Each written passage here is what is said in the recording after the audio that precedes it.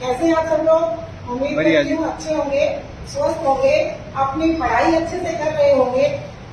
तो देखिए कि आज का हमारा जो विषय होगा वो होगा हिंदी भाषा और हिंदी भाषा से संबंधित अनुच्छेद, आर्टिकल्स जो हिंदी भाषा से संबंधित है।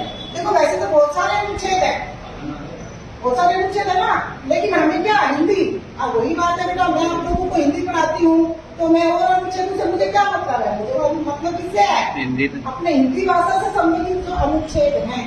हम वही काम करते हैं जो हमारे काम आता है। हम इतने मतलबी होते हैं, इतनी मतलबी मैं भी हूँ कि मैं तुम्हें अनुच्छेद करवाऊंगी, लेकिन हिंदी भाषा से संबंधित अनुच्छेद करवाऊंगी। ठीक है, तो भाई मैं शुरू कर रही हूँ। सबसे पहला अनुच्छेद अपना जो हिंदी भाषा से संबंधित है, सबसे इम्पोर्टेंट और महत्वपूर्ण अनुच्छेद है कौन सा? अनुच्छेद 343(1). तो सबसे पहला अनुच्छेद लिखो, अनुच्छेद आर्टिकल 343(1). हाँ भाई, ये सबसे पहला अपना अनुच्छेद है हिंदी भाषा से संबंधित। तो देखो हर अनुच्छेद में कुछ न कुछ प्रावधान रखे गए हैं। अपना जो ये अनुच्छेद है 343(1), दो भाग है इसके बेटा, एक तो 343(1) और एक है 343(2). तो 343(1) में क्या क्या प्रावधान रखे गए हैं, कौन कौन सी बातें कही गई हैं? देखो इसमें 3 बातें हैं मुख्य। सबसे पहली बात तो है कि हमारे संघ की जो भाषा होगी, राजभाषा, वो हिंदी होगी। सबसे पहली बात कौन सी कही है कि हमारे संघ की जो राजभाषा होगी वो क्या होगी? हिंदी होगी। आई बात समझ में? हिंदी भाषा को देखो बेटा, एग्जाम्स में क्वेश्चन भी पूछा जाता है कि हिंदी भाषा को राजभाषा का दर्जा कब प्राप्त हुआ था? 14 सितंबर 1949 को प्राप्त हुआ था। ठीक है, और इसी वजह से 14 सितंबर को हम क्या मनाते हैं?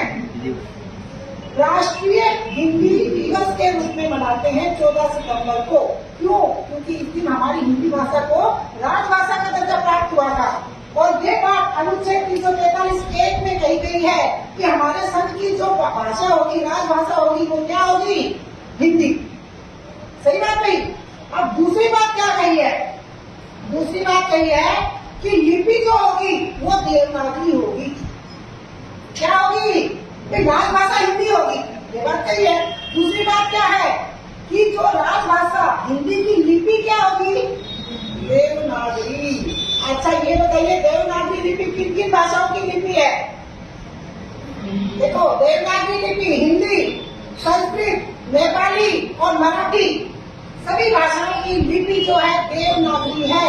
और देवनागरी को क्या है? एक वैज्ञानिक लिपि माना जाता है। पता है नहीं? वैज्ञानिक लिपि माना जाता है। क्यों? क्योंकि हमारी हिंदी में जैसा बोला जाता है वैसा ही लिखा जाता है। और जो अपने जो वर्ण है, वर्णों का जो बंटवारा है, हिंदी भाषा की जो लिपि है ना, वर्णों का जो बंटवारा है, वो सबसे बेस्ट, सबसे अच्छा बंटवारा किया गया है। तो ये तो स्वर है और ये व्यंजन है, बहुत अच्छे तरीके से। ये स्पर्श व्यंजन है, ये अंतस्थ व्यंजन है। ठीक है, पढ़े नहीं सभी? तो मतलब क्या है? देवनागरी लिपि को वैज्ञानिक लिपि माना जाता है। अच्छा भाई, 2 बातें हो गई। एक तो हिंदी राजभाषा होगी, दूसरी लिपि क्या होगी?